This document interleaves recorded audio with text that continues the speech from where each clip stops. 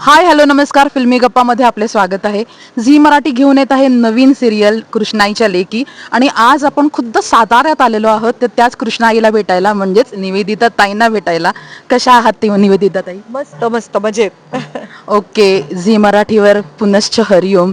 हो. दोन सिरियल तुमच्या झालेल्या आहेत, दोन मालिका, दोन हो पर्व झालेले आहेत. हो हो. आणि त्या दोन्ही पर्वामध्ये बोबड्याची आई एक वेगवेगळ्या रूपांमध्ये पाहायला मिळालेली आहे. हो कणखर, खंबीर, तशीच हळवी. हो. आणि तुम्ही एक तर एका मुलाची आई आहातच, पण आता तुम्ही तीन तीन मुलींच्या, गोंडस मुलींची आई आहात. काय म्हणाल तुम्ही या पात्राबद्दल काय सांगाल? खरंच एक अशी साधी सुधी घरातली चूल आणि मूल जिने बघितलंय, जिला काही नेहमी कोणाच्या तरी छायेत असणारी, जशी आधी वडिलांच्या असेल, भावांच्या असेल, मग नंतर नवऱ्याच्या छायेत असणारी, सडनली नवरा सोडून गेल्यानंतर एकदम त्या 3 मुलींची जबाबदारी तिच्यावर पडल्यावरती मोडून न पडता ज्या स्ट्रॉंगली ती तिच्या मुलींसाठी उभी राहते, खानावळ काढते, कष्ट करते आणि तिच्या 3 मुलींना वाढवते, असा एक ना खूप वेगवेगळा छटा असणारा असा अशी व्यक्तिरेखा मला करायला मिळते. त्यासाठी खरंच मी खूप आभारी आहे झी मराठीची. आणि तू आता म्हणालीस तसं बऱ्याच वर्षांनी परत मी झी मराठीवरती मालिका करते. अगबाई सासूबाई नंतर त्याच्या आधी बंधन नावाची मालिका केली होती. सो झी मराठीशी असलेलं नातंही त्यांनी म्हणजे माझं चांगलं आणखीन दृढ होत आहे असं म्हणावं लागेल. आणि मस्त मालिका आहे आमची ही. आमचे प्रोड्युसर्स ओशन फिल्म्सचे तिघही आमचे प्रोड्युसर्स खूप छान सेट लावले आहेत. जे जे ह्या मालिकेसाठी गरजेचं आहे ते सगळं त्यांनी अवेलेबल करून दिलं आहे. तेजस गाडगे आमचा लेखक आहे, त्यांनी खूप उत्तम लिहिली आहे.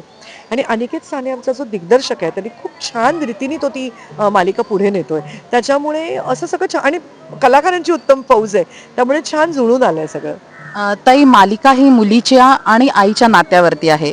आईचा विषय निघालेलाच आहे. तर तुमच्या आई विमल जोशी, ज्या नेहमी आकाशवाणीवर हो कार्यरत हो होत्या, हो. त्यांच्याबद्दल तुम्हाला काही आठवण सांगावीशी वाटते का? माझ्या आईनेही तिच्या 2 मुलींना, मी आणि माझी मोठी बहीण डॉक्टर बिनल परांजपे, शी इज अ PhD डॉक्टर. आम्हा दोघींना आईने एका हाती वाढवलं, पण माझे वडील खूप लवकर गेले.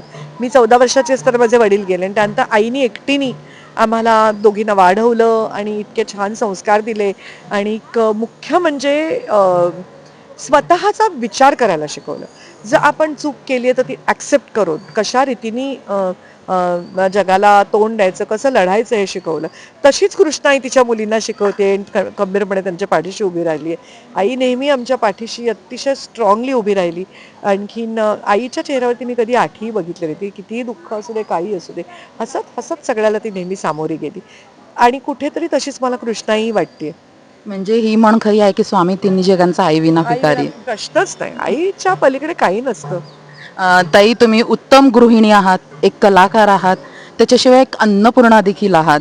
तर साताऱ्यात आलेला आहात. साताऱ्याच्या काही वेगवेगळ्या रेसिपी या कृष्णाईच्या खानावळीमध्ये आम्हाला बघायला मिळणार आहेत का?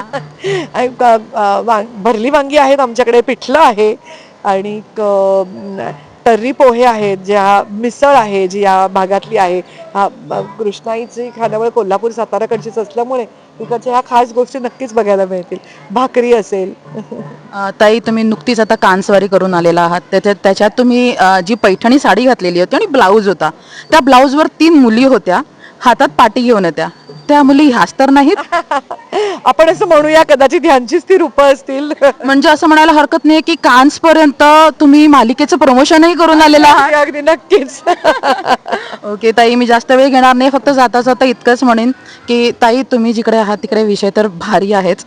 पण मी हेच म्हणेन की मालिकेतील कलाकार, मालिकेतील पात्र आणि तुमच्या कृष्णाईच्या खानावळीतील सर्व पदार्थांचा जो काही सुगंध आहे, तो असा सगळीकडे दरवळत राहू दे.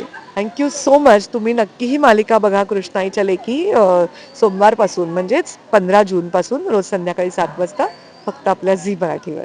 थँक्यू ताई, थँक्यू सो मच.